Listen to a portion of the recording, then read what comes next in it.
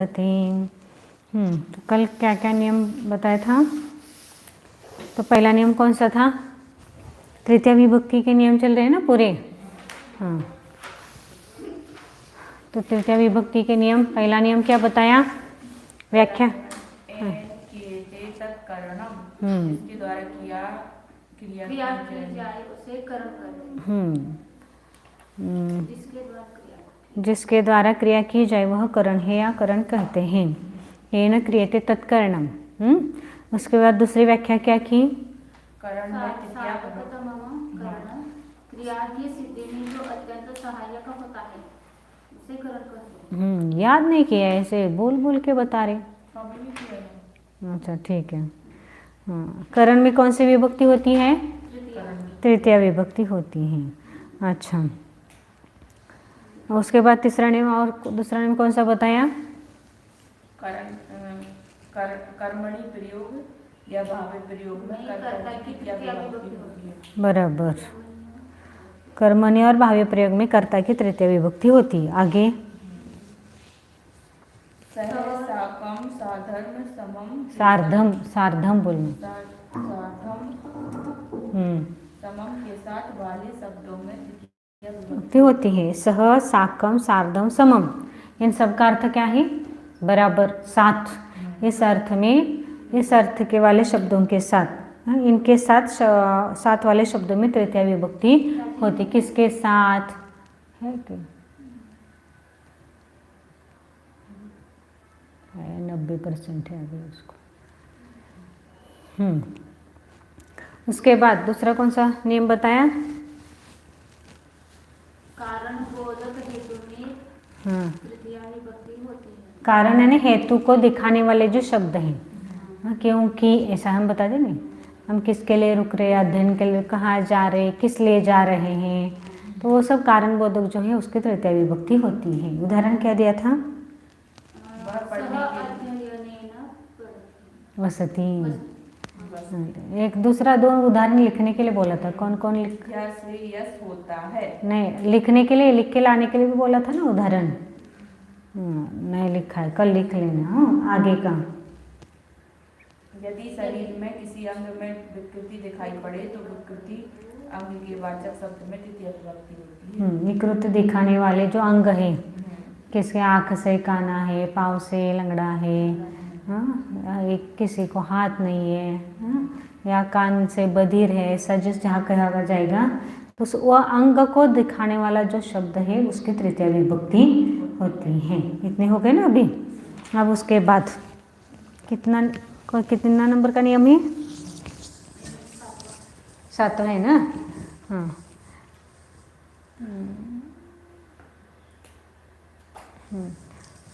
सातवां नियम।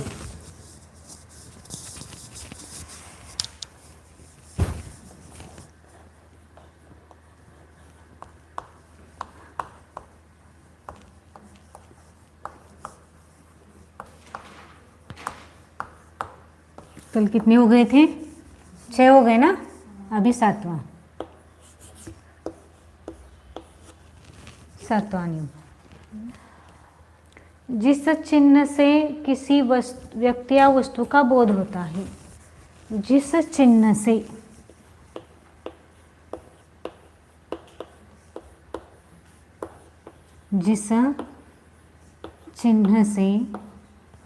व्यक्ति या वस्तु का बोध होता है या जाना जाता है। बोध है नहीं जानना। हाँ,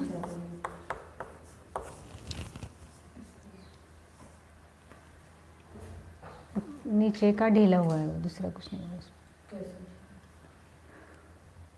वो इधर करेंगे तो वो हो जाएगा। क्या हुआ? जिस चिन्ह से व्यक्ति या वस्तु का बोध होता है,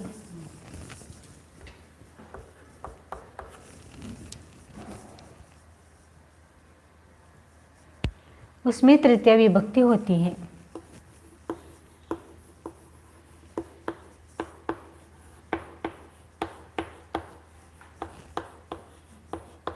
उसमें तृतीया विभक्ति होती है।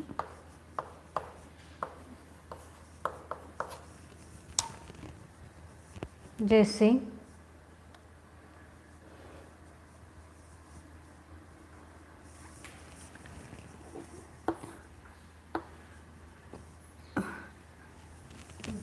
जटाभिः तापसः, जैसे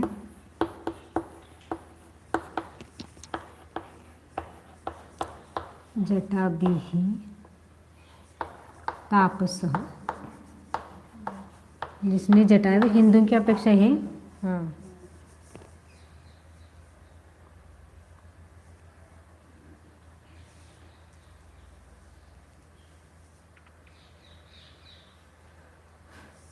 कूर्चेनः, कूर्चै ही आएगा, क्या लिखा है कूर्चेन, कूर्चेन एक ही लिखा जाए। कूर्चेन यवनः, कूर्चेन है ना देवी में, जैसे जटा से ताप से, यानी यहाँ पर क्या करना है आपको, पहले तो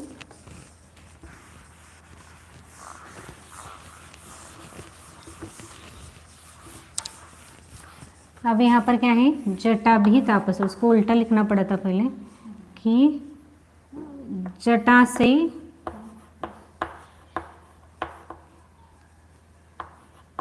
तपस्वी है। जटा से ऐसे आप उसको, इसका ऐसा ही लिखो आप, सिर्फ तापस यानी तपस्वी। और यह तपस्वी किस चिन्ह के द्वारा, नियम क्या है, जिस चिन्ह से व्यक्ति या वस्तु का बोध होता है। तो यह तपस्वी है, ये किससे जाना गया, जटा से, इसलिए जटा की तृतीय विभक्ति हुई।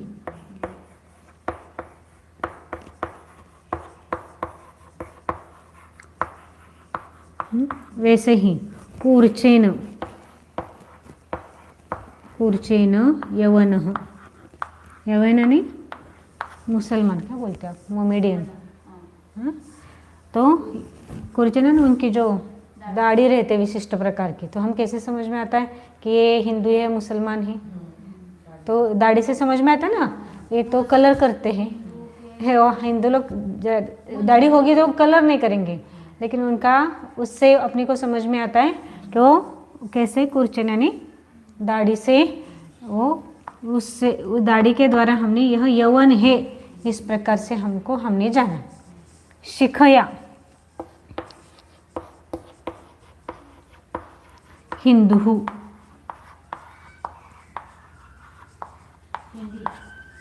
शिखा जटा, जटा नहीं शिखा, क्या बोलते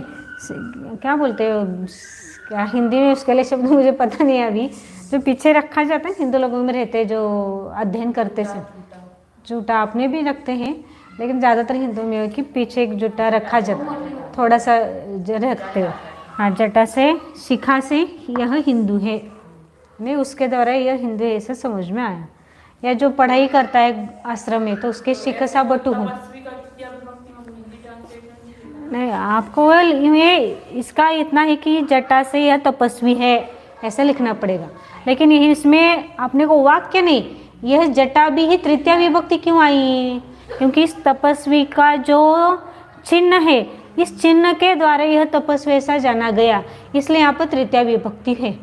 नहीं तो यह तपस्वी है, इतना ही। ये कैसे समझ में आया, ये ज्ञान है, इसमें कुछ आप ऐसा लॉजिक नहीं, वाक्य का लॉजिक नहीं लगा सकते कि इसके हमने देखा और हमको ज्ञान हो गया, ये जटा से तपस्वी है, ये कुर्च दाढ़ी से ये हिंदू है, मुसलमान है, जिसने जटा शिखा रखी है, वो ब्राह्मण लोगों में पीछे रखते हैं ना सेंडी, क्या मैंने चला था, तो उससे वह हिंदू है। या जो गुरुकुल में पढ़ते थे उनको कहते बट्टू, तो वो भी पीछे एक अपने बालों का रखते हैं, तो उसको भी उससे वह यह बट्टू है या शिष्य है इस प्रकार का, यानी उस चिन्ह के द्वारा जिन क्या यह समझ में आता है, चोटी, हाँ चोटी, चोटी पीछे रखी हुई चोटी से यह हिंदू है या जैन है, अपने में भी लगते हैं। तो जिस चिन्ह से व्यक्ति या वस्तु का बोध होता है उस चिन्ह की तृतीय विभक्ति हुई। यहाँ पर ऐसा उसमें यानी उस चिन्ह में तृतीय विभक्ति होती है। जटा भी, कुर्चेन, शिखया, इस प्रकार के आएंगे। आप और कल लिखे लाना उसमें, कल तो आपके एग्जाम है जटा भी कवि की तरह चलेंगे ना। जटा भी नहीं, जटा आकरण तो स्त्रीलिंगी शब्द है जटा, वो अभी आप आया नहीं आपको। कुरुचे शब्द आए, कुरुचे न, कुरुचे और पुल्लिंगी, और ये भी शिकाए ही आकरण स्त्रीलिंगी शब्द है। अभी आपको बताया नहीं, सिर्फ ये तृतीय विभक्ति यहाँ पर ली है। समझ में? आगे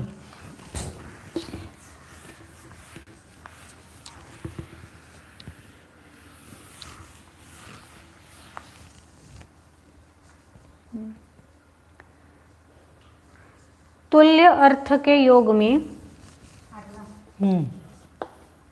तुल्य यानी समान अर्थ, तुल्य अर्थ के संयोग में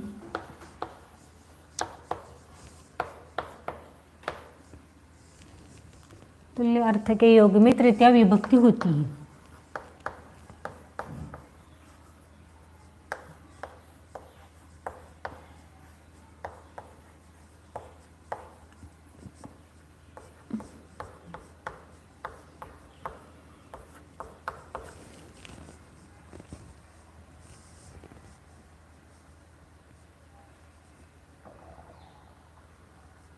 तृतीया और यहाँ पे एक और लिखना है, तृतीय विभक्ति और षष्ठी विभक्ति, दो अर्थ होते, दो होते विभक्ति, और षष्ठी विभक्ति होती है।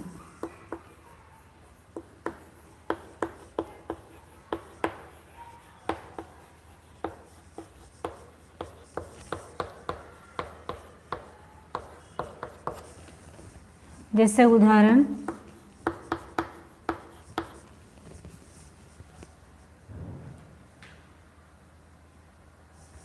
सह या रामः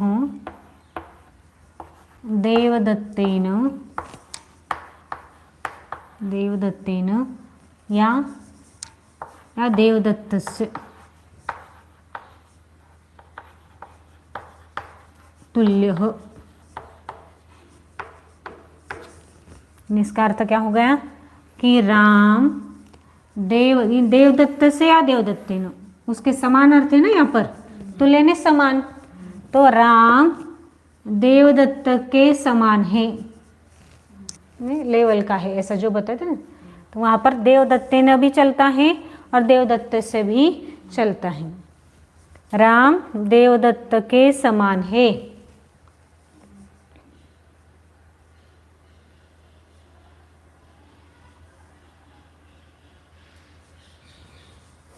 आगे 9वां उसी को मिटा के फिर दो, उसी को मिटा के तो अच्छा हो जाता पूरा। तिरछा होता है, लेकिन अभी सभी को लिखना है ना। ठीक है, 1 मिनट वो लिखने दो फिर।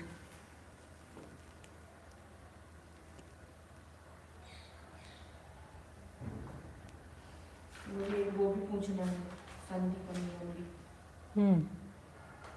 ये था ना कि जब सा अथवा दंत वर्ण में से कोई भी वर्ण हो और शा अथवा तालप में से कोई वर्ण हो, तो मतलब जहाँ पे तालप होगा उधर पे दंत हो जाएगा, और जहाँ पे दंत है उधर तालप। एक ही जगह करनी है। यदि दंत है तब तालप होगा, दंत की जगह तालव्य, और दंत है तो मूर्धन्य होगा। तो लेकिन फिर जब दंत की जगह तालव्य या मूर्धन्य करना है।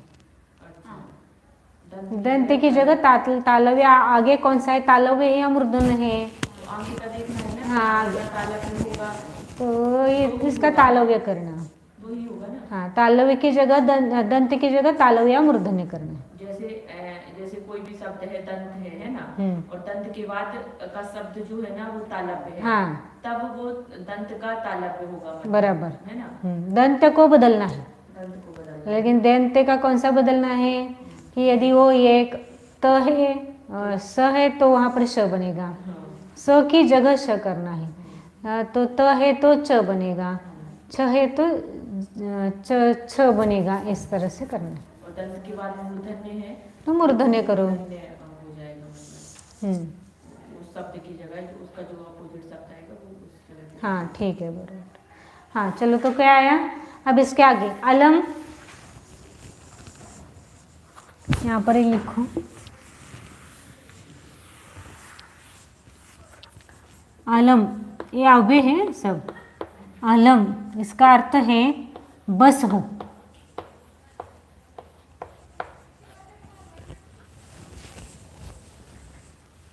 या दूसरा अर्थ है आलम, अभी एक ही लिखो उसको। और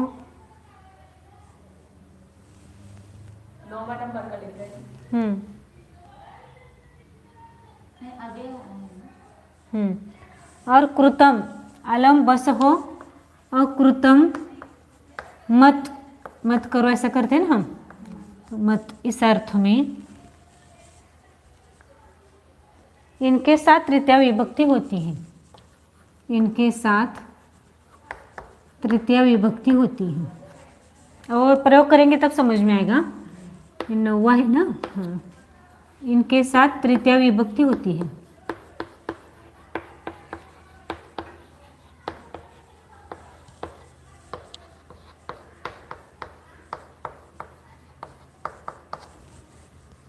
उदाहरण,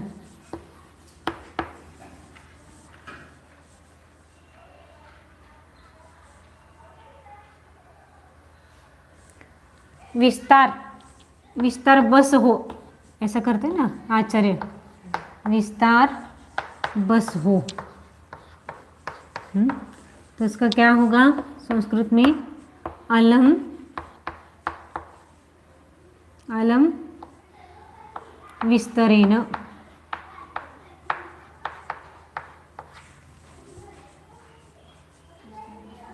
अलम विस्तरण, बस अब कितना विस्तार करना है, बस हम इतना ही विस्तार करते हैं। अब आगे का आप समझ लो। विस्तार मतलब उसका विश्लेषण। विश्लेषण। विस्तार से हमको शॉर्ट में समझ में नहीं आया है तो हमको क्या थोड़ा सा विस्तार से बताओ, नहीं खोल के बताओ। अब कितना खोलेंगे, बहुत खोल दिया हमने, अब क्या करो बस जितना विस्तार किया उतने से समझो। अब हम यहाँ पर ठहरते हैं। आगे कृतम यानी अति आदर मत करो।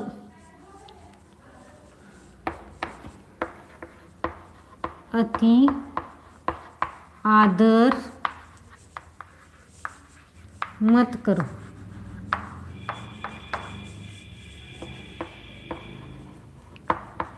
कृतम अत्यादरेण, ये तृतीय विभक्ति है ना यहाँ पर बसों के लिए, यानी आलम का प्रयोग करते समय जिसका बस हो ऐसा करना है तो इसका तृतीय विभक्ति आई। अति आदर मत करो तो अत्यादरेण, ये तृतीय विभक्ति है, कृतम के साथ तृतीय विभक्ति आई।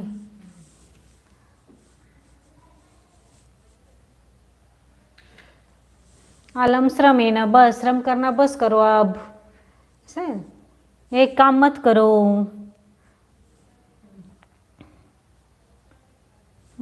कृतम अति आदरेण, इस प्रकार ये वाक्य यहाँ पर है।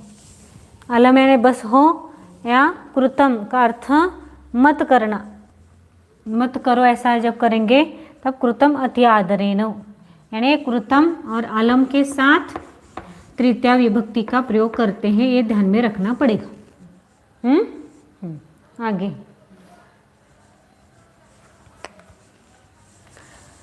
लिखो उसको।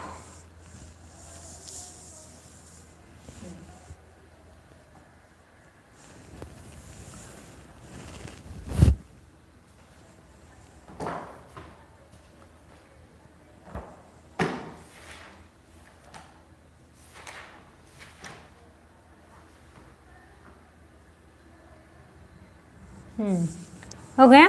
अब आगे 10वां नियम।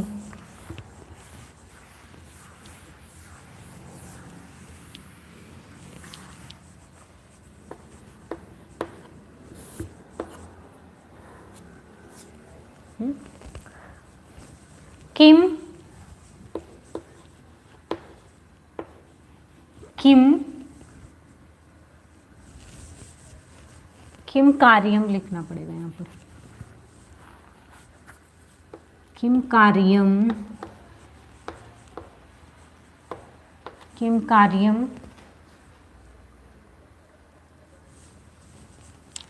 कोऽर्थः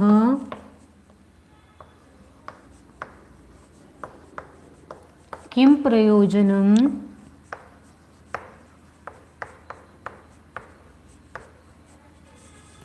किम प्रयोजनम को गुणः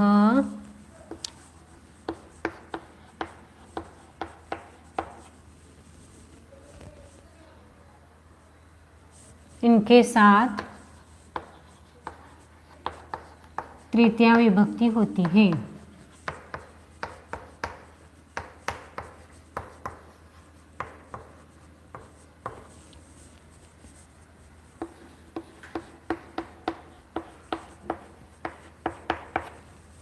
तृतीया विभक्ति होती है।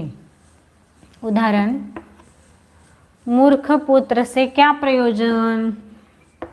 मूर्ख पुत्र से क्या प्रयोजन?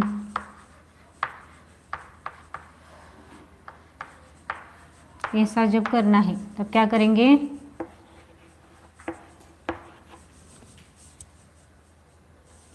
मूर्खेण पुत्रेण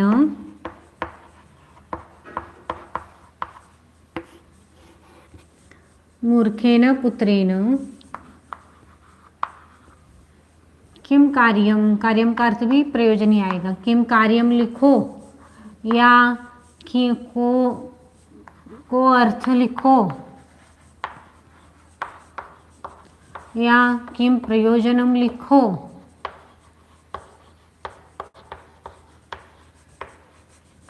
या को गुणः, सबका अर्थ एक ही होगा। को गुणः सबका एक ही अर्थ होता है। मूर्ख पुत्र के द्वारा क्या कार्य है, क्या अर्थ है, क्या प्रयोजन है, क्या गुण है? गुण यानी फायदा। हाँ, तो कुछ भी प्रयोजन नहीं। इस प्रकार क्या प्रयोजन, इस अर्थ में यह नियम दिए आता है। समझ में आया? सरल है, इसे बहुत कठिन नहीं है। यहाँ पर अभी सिर्फ वो शब्द याद रखने पड़ते तृतीया विभक्ति में।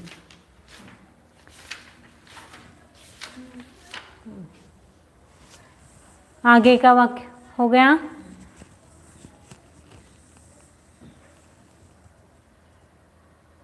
को गुण मतलब काय गुण, काय फायदा? को गुण, गुण यानी फायदा। क्या गुण है यानी क्या फायदा है? मूर्ख पुत्र हो तो उसके क्या फायदा हमको, इस प्रकार। आगे का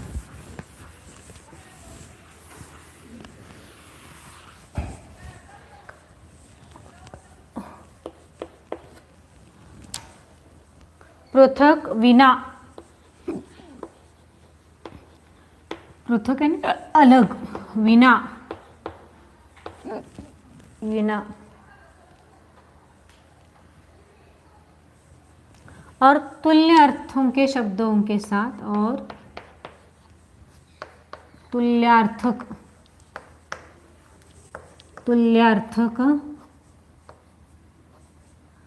शब्दों के साथ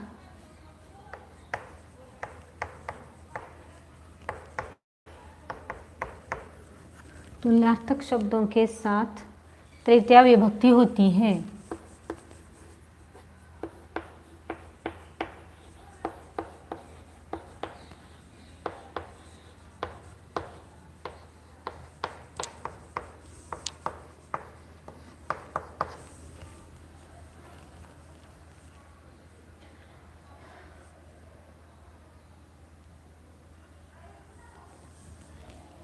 पृथक है ना अलग।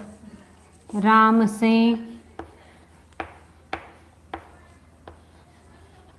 पृथक लक्ष्मण है।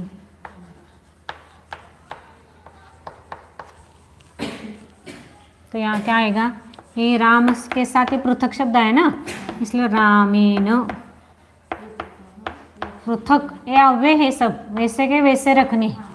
रामेण पृथक लक्ष्मणः अस्ति, राम से अलग लक्ष्मण है। लक्ष्मण ऐसा लिखा तो भी अस्ति हो आएगा। रामेण पृथक लक्ष्मणः, राम से पृथक लक्ष्मण है।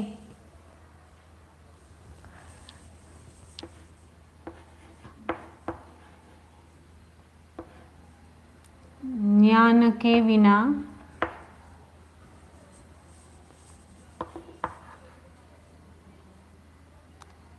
ज्ञान के बिना सकलार्थ की सिद्धि नहीं होती।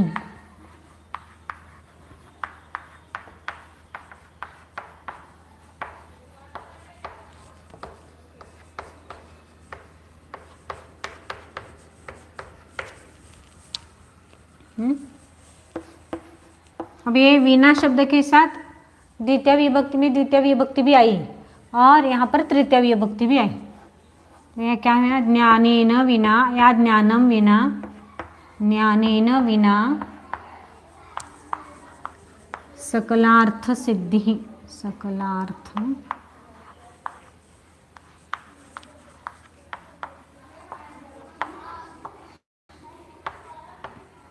न भवति। ज्ञानेन विना, ज्ञानम विना और विना के लिए और एक आती पंचमी भी में ये नियम आएगा। समझ में? तो यहाँ पर बिना इसलिए किया, बिना शब्द का प्रयोग करना है इसलिए ये तृतीय विभक्ति हुई। यहाँ पृथक शब्द है इसलिए रामेण ये तृतीय विभक्ति हुई। बिना के साथ ये ज्ञान शब्द लिखा इसलिए ज्ञान के लिखा है मैंने, हाँ, और यहाँ पर के षष्ठी आनी चाहिए थी लेकिन बिना का प्रयोग किया इसलिए ज्ञानेन विना सकलार्थ सिद्धि ही, सिद्धि आएगा यहाँ पर, न भवति। और संधि निभाव लिखे नहीं उसमें, अब समझ लेना सामान्य वाक्य लिखे हैं। आगे जैसे तुल्यार्थ का भी आया था, तुल्य इस अर्थ में कहे तो तृतीय विभक्ति आती है। यहाँ पर भी वापस दिया है उन्होंने कि कृष्णस्य, कृष्ण के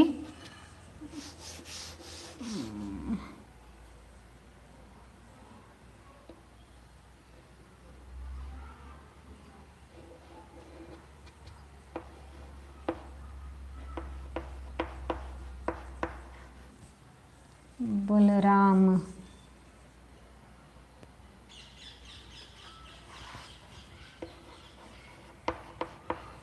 कृष्ण के समान बलराम नहीं है।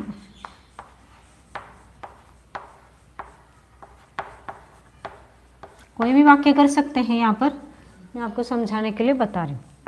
तो कृष्ण के समान है ना, कृष्णेन, कृष्णेन ये समान लिखना है, तुल्य लिखो। कृष्णेन तुल्यः बलरामः।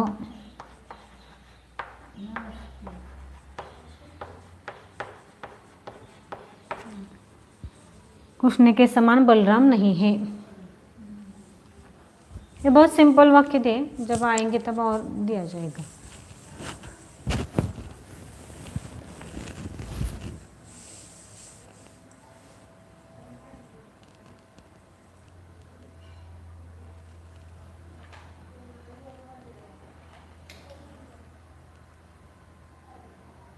झुमके है ना,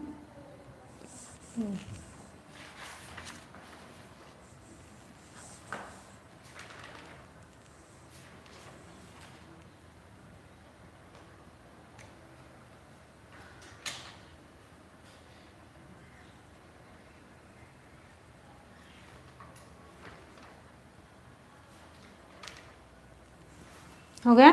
आगे दोष है नियम अभी बच्चे दो खत्म करते हैं।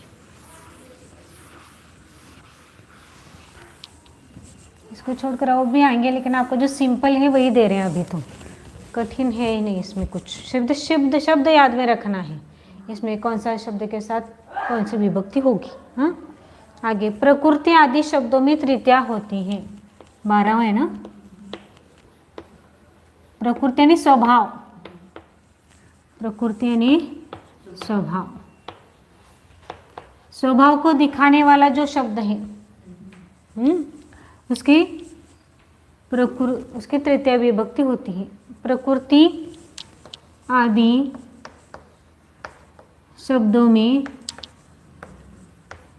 तृतीय विभक्ति होती है।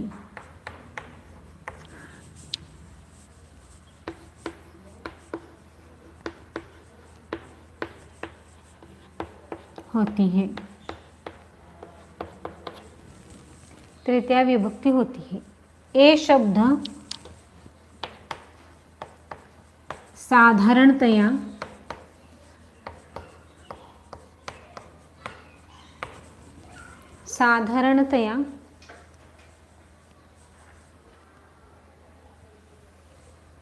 क्रिया विशेषण होते हैं।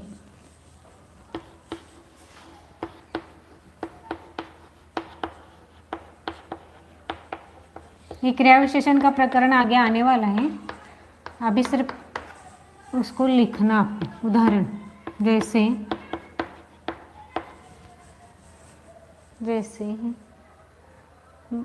मोहन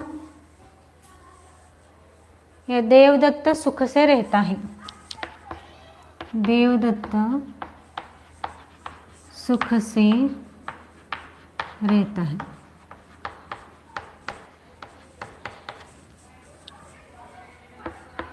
देवदत्त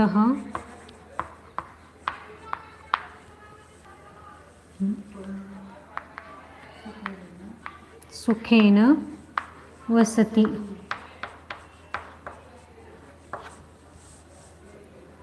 तो है ना, देवदत्त सुख से, ये क्रिया चल रही है ना, स्वभाव से वो सुखी है, प्रकृति से वो अच्छा रह रहा है, उसको कहते हैं ये तृतीया। ये सुख से, यह क्या है, प्रकृति है उसका स्वभाव, इसलिए वह तृतीया विभक्ति थी। या दूसरा उदाहरण ले लीजिए, स्वभावतः, यानी स्वभावतः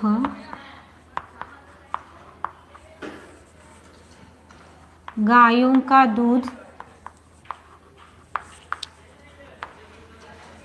मीठा होता है।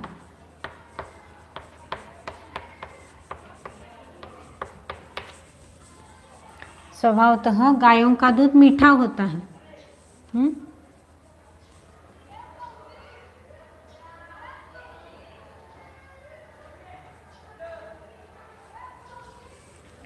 प्रकृत्या,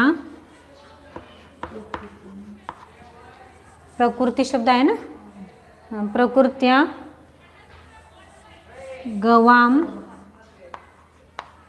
पयः मधुरम अस्ति।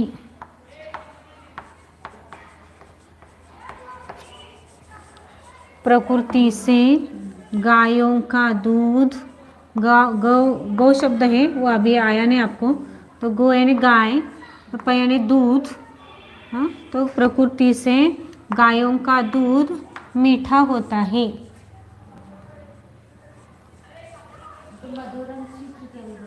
नहीं, प्रकृति शब्द है ना, तो अभी आएगा, ये तृतीया विभक्ति है। स्वभाव तो है ना, यहाँ पर प्रकृति, स्वभाव इत्यादि शब्दों के साथ तृतीया विभक्ति होती है।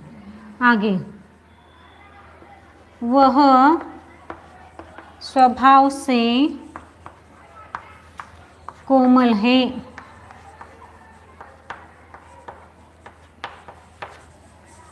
क्या आएगा इसका, सह, ये स्वभाव से है ना, सह प्रकृत्या कोमलः या मृदु, क्या लिया है ना, कोमल ही लिया होगा, कोमल शब्द है क्या इसमें, कोमलः।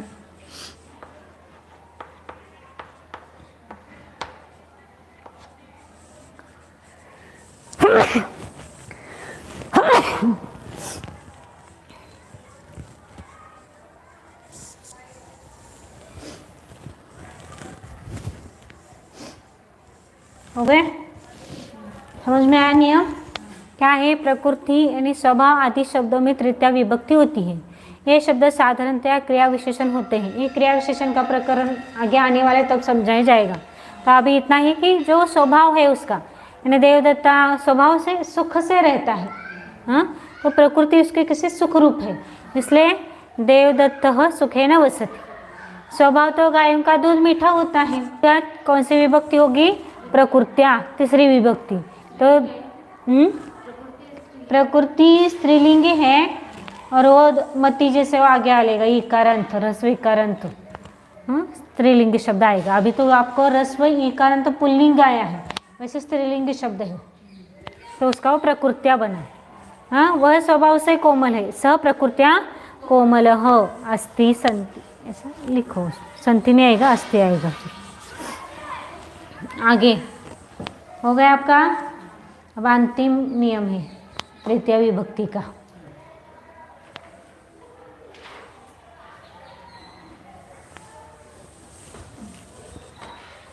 फल प्राप्ति में लिखिए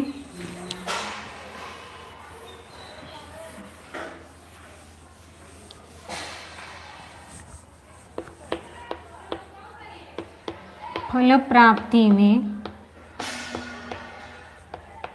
तृतीय विभक्ति होती है।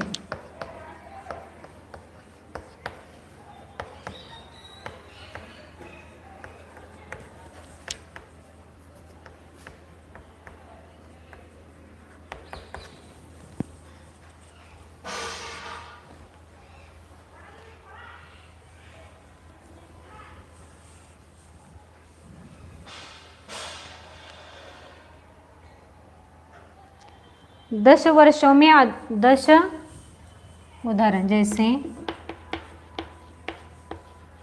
10 वर्षों में अध्ययन समाप्त हुआ।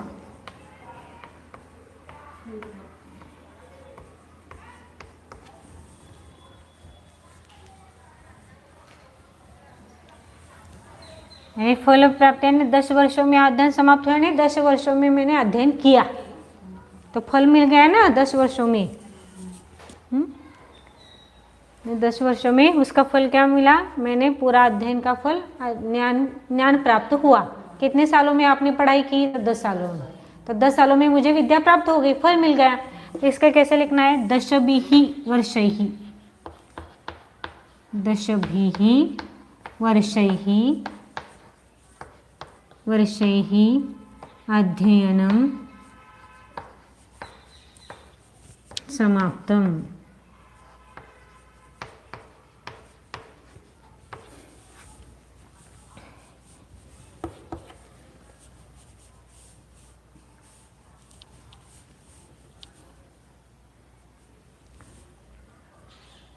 एक ग्रंथ आपने कितने दिनों में पढ़ा, 15 दिन में, 1 महीने में। तो मैंने क्या लिखा, महीने में, 1 महीने में, 1 महीने में मैंने ग्रंथ पढ़ा, बराबर। तो अहम मासेन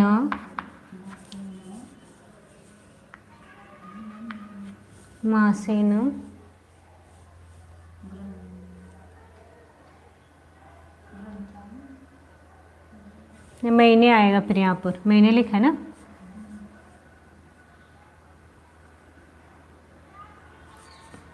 एक महीने में ग्रंथ पढ़ा, महीने वो आता ही उसमें, तो मया लिखना पड़ेगा। मेरे द्वारा 1 महीने में ग्रंथ पढ़ा गया। महीने है तो महीने ही लिखते, लेकिन ये वो कर्मणि वाक्य इसलिए मैं बदल रही थी, लेकिन यहाँ पर ऐसे मया मासेन ग्रंथः अधीतः। मेरे द्वारा महीने में ग्रंथ पढ़ा गया या पढ़ा। इसमें वाक्य चेंज कर सकते, ऐसा कर सकते, इसको कर्म नहीं करते थे। मेरे द्वारा 1 महीने में ग्रंथ पढ़ा गया ने पढ़ लिया, बराबर। कर्मणि वाक्य मैं 1 महीने में मास से नहीं एक आते हैं। मया इसका है ट्रांसलेशन क्या है, अधीतः पढ़ा। हम मासेन ग्रंथम पठामि, यदि कर्तरी वाक्य करना चाहते हैं इसका तो मैंने पठ है ना पढ़ना, पठति। अहम मासेन ग्रंथम पठामि, मैं बोल रहा हूँ ना, मैं 1 महीने में 1 या 15 दिन में, जो 1 महीने में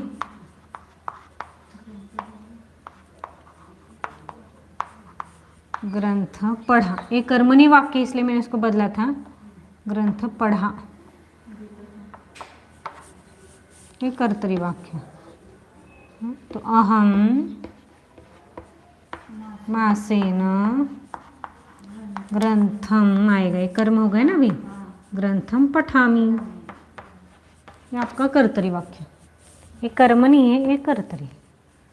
मासेन ग्रंथम पठामी, 1 मिनट। मैंने पढ़ा, क्या पढ़ा? पढ़ना या कर्ता कर्म क्रियापद किस पर है, क्रिया का फल किसको मिल रहा है? ग्रंथ को। इसलिए यह ग्रंथ कितने में पढ़ा आपने? तो महीने में पढ़ा। अहम मासेन ग्रंथम पठामी, एक कर्मणी वाक्य करते हैं। मैंने पढ़ा और मेरे द्वारा पढ़ा गया, जाना गया, ऐसा जब आता है तब वो कर्मणी मैं पढ़ता हूँ।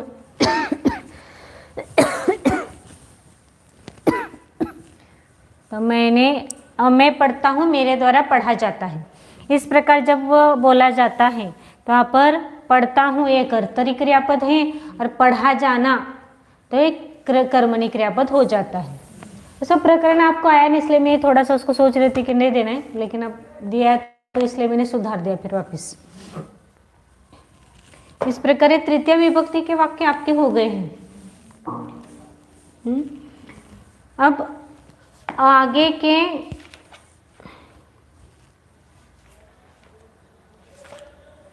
शब्द लिखने हैं, शब्द आपको आज जल्दी छोड़ना है आपको। इस शब्द लिखेंगे, फिर उसके बाद आपकी छुट्टी हो जाएगी, क्योंकि आपको कल की परीक्षा की तैयारी करनी है। तो आगे का ज़्यादा नहीं पढ़ाई दे सकते आपको, क्योंकि बाकी के याद करना पड़ेगा। नहीं, तृतीय विभक्ति नहीं आएगी अभी, सिर्फ द्वितीय विभक्ति का करना है। हाँ आएंगे, और तृतीय विभक्ति के नियम पूरे आपको देखना है। कल का सब अब तक है ना, तृतीय विभक्ति को छोड़कर अब तक जो भी पढ़ाया गया है वो सब आपके परीक्षा में आएगा। पहली बार हाँ स्वर संधि, हाँ वो बराबर है, स्वर संधि आएगी, विसर्ग संधि और व्यंजन संधि आएगी। स्वर संधि अभी आपको परीक्षा में नहीं देंगे। दूसरा है अकारांत, इकारांत, पुल्लिंगी, नपुंसकलिंगी, दोनों शब्द याद करने हैं। और कोई एक शब्द दिया जाएगा, उसका प्रथमा का एक वचन, द्विवचन, तृतीय विभक्ति, चतुर्थी विभक्ति का अर्थ लिखना है। मैं, हम दोनों, हम सब, हाँ, या राम को, दो रामों को, हाँ ऐसे शब्द। हाँ तो षष्ठी का संबंध क्रियापद के साथ नहीं होता है, तो समझ में तब आता है कि यह जो को दिख रहा है, यदि उसका क्रियापद के साथ संबंध आता है तो वह क्या है? वह षष्ठी नहीं है, वह कर्म है। ये तो पहले बात मैंने बता चुकी हूँ, इस बात को मैं समझ में आया। षष्ठी का संबंध क्रियापद के साथ कभी भी नहीं आता है। जब आता है तब वहाँ समझना चाहिए कि वह द्वितीय विभक्ति है। हिंदी में थोड़ा सा कठिन जाता है, तृतीय और पंचमी में भी से लगते हैं, तो वहाँ पर क्या है, वह साधन है या पंचमी है, वो उस वाक्य के हिसाब से आपको देखना पड़ेगा। समझ में? हाँ अब इतना आपको करना है। फिर आपको संस्कृत के हिंदी वाक्य, हिंदी के संस्कृत वाक्य आएंगे। आपको एक बात, जो अतिथि है, कली शब्द, किरी शब्द है, उसको अच्छी तरह से याद करो। एक तो कवि याद करने के लिए बोला है, उसकी जैसे पाटी और पेंसिल होगी आपके पास, नोटबुक होगी, 1-2 शब्द आप लिखो उसको खुद बुद्धि लगा के। जो कुछ समझ में नहीं आ रहा है तो मुझे फ़ोन करो, मैं बता दूंगी कैसे लिखना है, लेकिन आपको वो करना पड़ेगा। समझ में आया?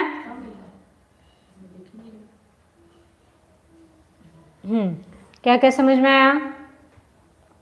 एक हाँ, तो आपको कवि की जैसा आपको पूरा का पूरा एक बार लिखना है। किसी पर भी लिखो, गलत हो जाए लेकिन एक बार हाथ से लिखो कि किरी शब्द लिखो, अतिथि शब्द लिखो, रवि शब्द लिखो, एक शब्द आपको लिखो जिससे आइडिया आ जाएगी कि कैसे लिखने हैं शब्द, उसको किस तरह से चलाने हैं।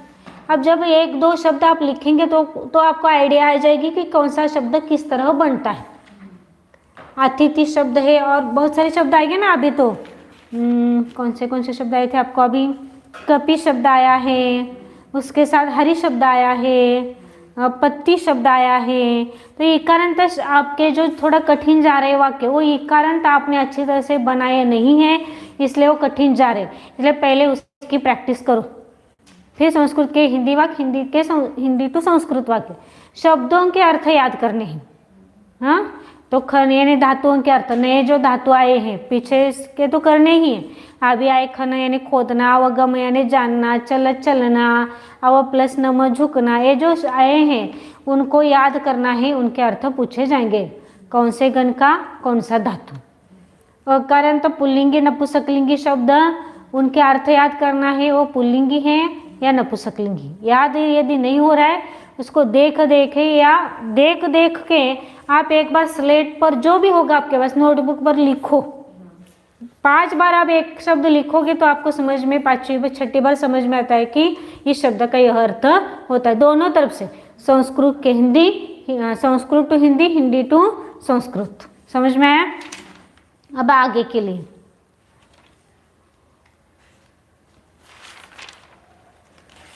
शब्द किसमें लिखने हैं? कौन से शब्द अभी आएंगे ना, वो अब मिक्स आएंगे सब। इसके बाद आज थोड़ी सा पूछो ना आप पढ़ाने के लिए। कौन सा वाला क्या पूछना? ये जो मीनिंग वगैरह, ये कवि वगैरह कुछ भी रिवीजन कर लेना है। उससे पूछने से ज़्यादा अच्छा हो जाता है। तो रिवीजन करो फिर। बताओ शब्दों के अर्थ बताओ फटाफट। पहले से पूछती हूँ। अकारांत, ये तो सरल है इसमें तो। बादल, बादल के लिए संस्कृत शब्द बोलना है, मेघ। कछुआ, रसोईया, लड़का, पुत्र। हाथ, बालक नहीं बोलते, बाल हो, लड़के के लिए पुत्र आएगा, बालक के लिए बाल शब्द आता है। छोटा बच्चा, हाथ के लिए हस्त, हस्त, एक एक दिन सांगा। पानी,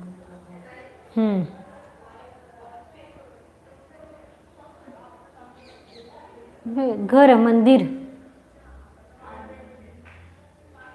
घर मंदिर। अभ्यास चालू केला नाही उद्याचा संस्कृतचा?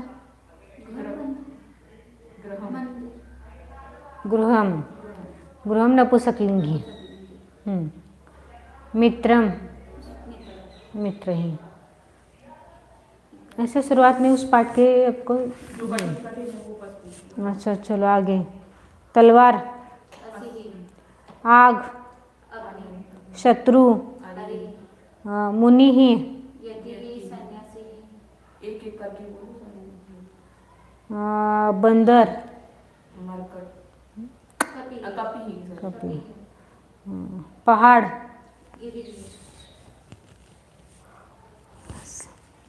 इंद्रधनुष्य। अगं तिला सांगू दे ना। राजा, राजा, नृपति। नृपति। शिवदेव, इंद्रधनुष को क्या बताया? इंद्रधनुष को पवि, पवि। पवि। शिवदेव, दुर्जटी, दुर्जटी। शत्रु, हरि।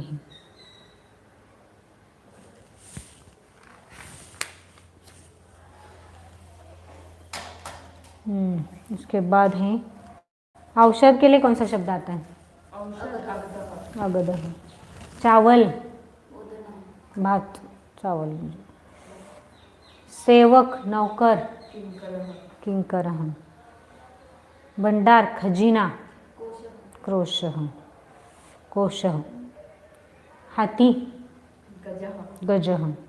गांव, ग्राम। पिता, जनकः जनकः। शरीर, देह पाव, पाव पाद पादः। पादः। नरः, मनुष्य पुरुषः। बिल्ली, हाँ, बेडालः। आकारः। बोझा, बोझ भारः। भारः। छूटना, छूटना, छूटना। उसका दूसरा शब्द बताऊंगी तो आपको आएगा। मोक्ष मुक्ति ही, मुक्ति ही। लड़ने वाला योद्धा, योद्धः योद्धः। श्रुति, श्रुति श्रुति मतलब वेद। वेदः। बाघ, बाघ मतलब व्याघ्र। व्याघ्रः। व्याघ्र। शिकारी,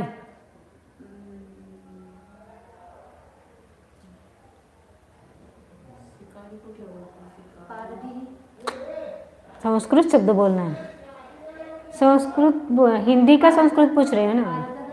व्याध, व्याध, व्याध। व्याधः हाँ, शिकारी के कौन से उसका है दीदी?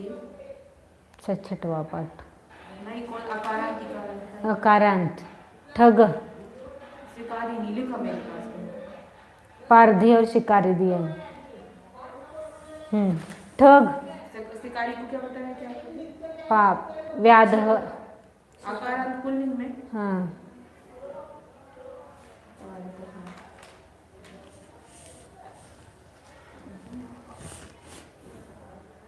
और था व्याधः।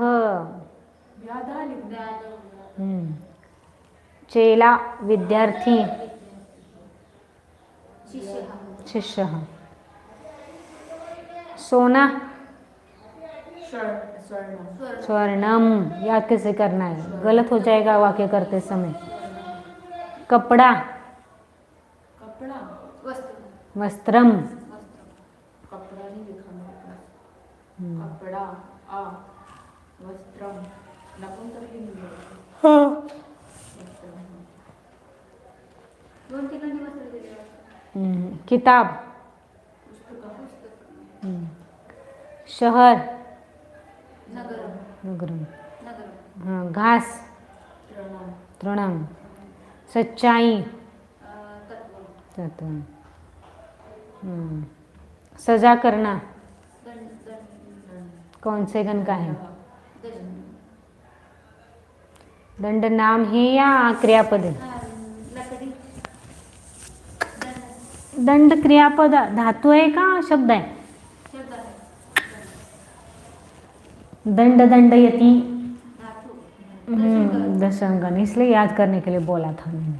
दशमगण है वो। आगे खोजना, खोजने के लिए धातु कौन सा है? मार्ग। मार्ग, मार्ग क्यों बोल रहे हो अभी? मार्ग धातु, धातु को मार्ग थोड़े बोलते हैं। मतलब सॉरी मार्ग। मार्ग, मार्गयति मार्गयति। मार्ग। खाना अद और अद कौन से गण का है? द्वितीयगण और दूसरा अस्सी। नहीं, खाना, खाना के लिए दूसरा और कौन सा शब्द है? भक्ष भक्ष, भक्षयति। दशमगण दशमगण। कौवा, गौवा नहीं वायस। वायस। वायस नहीं, वायस शब्द है, वायस। जंगली सुअर, गिरी। किरी। नैवेद्य, बलि। बलि। स्वामी, मालिक, अधिपति। मेहमान, पौना, अतिथि।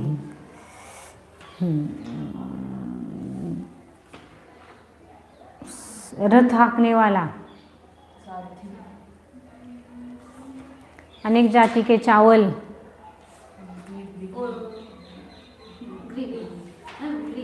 व्रीहि।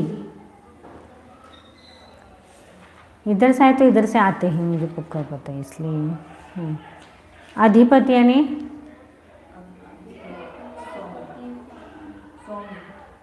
स्वामी, मालिक। अलिही,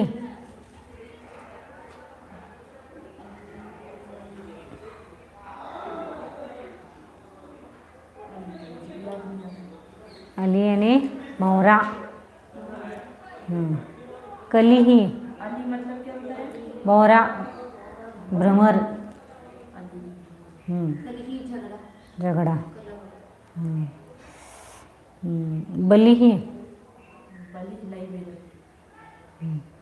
किरीही, किरी जंगली सुअर, आता संस्कृत में झगड़ा का सारथीही, रथ हाँकने, मनीही, क्या? मनीही। मणि, मणि, मणि मतलब रत्न। मेरी आँख खुल नहीं रही है। प्रपलक्षल कौन से गण का धातु है? दशम गण। उसका अर्थ क्या है? धोना। गिनना के लिए कौन सा धातु है? गणयति। देना,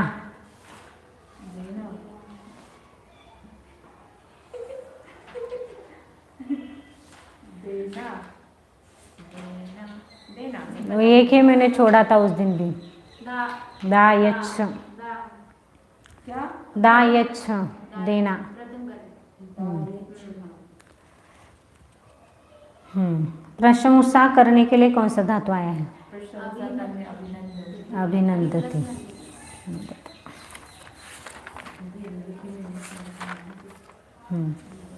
लाना, नी है मतलब ले जाना, और ले जाना, लेके जाना, और लाना। प्लस आ प्लस नी, आ प्लस आनयति, लाना सब क्या? है ना? दिए। दिया, अनुसरण करना, पीछे जाना। कल भी आया था वाक्य करने के लिए वो तो। अधिपति, अनुसरती, अनुसरती। और भी के लिए अव्यय कौन सा है? भी के लिए अव्यय अपी, और नहीं के लिए न, न। भी के लिए अपी और नहीं के लिए न। क्या है? अव्यय अव्यय बोलते हैं। ये कहाँ लिखी है? दिए तो थे, वही जिस लिखवाते समय मैंने लिखवाया था उस समय। अच्छा, नियम बताओ फटाफट एक बार। बताओ। स और इसका ओ कब होता है? विसर्ग का ओ कब होता है? विसर्ग का पूर्व में एक मिनट। हाँ, विसर्ग के पहले अ हो और विसर्ग के बाद स्वर अथवा आ को छोड़कर स्वर अथवा मृदु आ को छोड़कर नहीं, अ अथवा मृदु व्यंजन हो तो विसर्ग का ऊ होता है।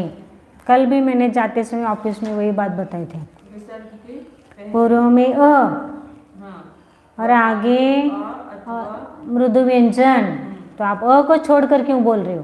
अच्छा हाँ, बड़े आ को छोड़कर बोला मैंने। हाँ, बड़े आ का है तो वहाँ पर सिर्फ विसर्ग के पूर्व में अ है और आगे अ अथवा मृदु व्यंजन हो तो विसर्ग का ऊ होता है, और ऊ मिलकर ओ हो जाता है। ओ। अच्छा, विसर्ग के पहले अ हो और विसर्ग के बाद में आ या मृदु व्यंजन हो तो विसर्ग का ऊ होता है, और आगे पीछे का आ और आगे का ऊ मिलके ओ होता है।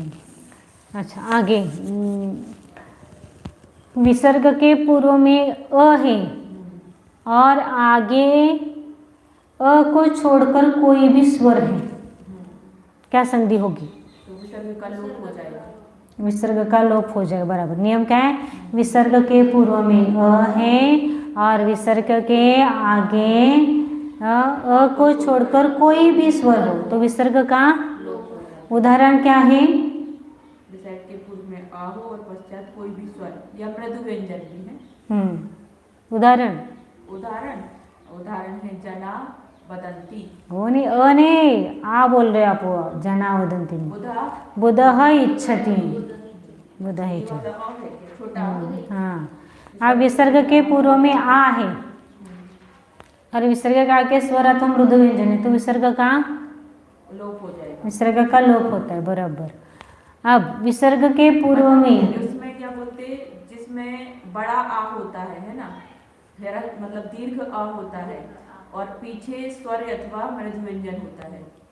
पीछे नहीं आगे। मतलब इस पीछे और आ और आगे जो है ना स्वर अथवा मृदु व्यंजन, तो विसर्ग का लोप होता है ना। और दूसरे उसमें क्या है कि विसर्ग के पहले अ हो, मतलब छोटा आ हो, और विसर्ग के बाद में स्वर हो अकेले, अ को छोड़कर कोई भी स्वर, आ को छोड़कर कोई भी स्वर होगा, तो विसर्ग का करेक्ट, और जना बदल, बराबर। अब विसर्ग के पूर्व में अ आ को छोड़कर कोई भी स्वर है और आगे स्वर अथवा मृदु व्यंजन है। कैसा विसर्ग के पूर्व में अ आ को छोड़, अ और आ बड़े आ, इन दोनों को छोड़कर कोई भी स्वर है और आगे स्वर अथवा मृदु व्यंजन है, तो क्या होगा विसर्ग का? विसर्ग का र हो जाएगा। विसर्ग का र होगा। और र के आगे र आने पर एक र का लोप हो जाता है। और यदि वो ह्रस्व है पीछे वाला, यदि स्वर ह्रस्व है तो वो दीर्घ हो जाएगा। बराबर। हाँ, सांगता विसर्ग के पश्चात त थ च छ ट ठ आने पर क्या क्या होता है? तो आने पर स होता है, च आने पर श होता है, और ट आने पर श होता है। ठीक।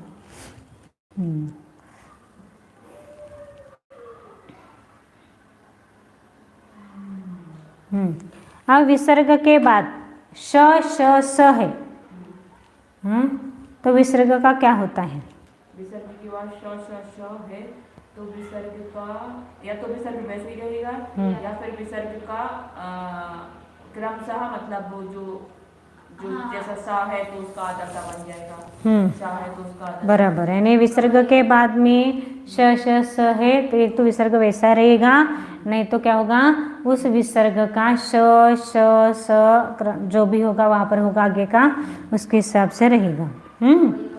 ये विसर्ग संधि के नियम आपके हो गए। एक और रह गया, अंत में सा हो और पश्चात कोई भी व्यंजन हो अथवा कोई भी व्यंजन ना हो तो श का विसर्ग होता है। बराबर। स और र का नियम है ना, स के आगे कोई भी व्यंजन हो अथवा नहीं हो तो स का विसर्ग करना ही है, लेकिन र के आगे कठोर व्यंजन हो अथवा कोई भी व्यंजन नहीं हो तो भी विसर्ग र का विसर्ग होता है।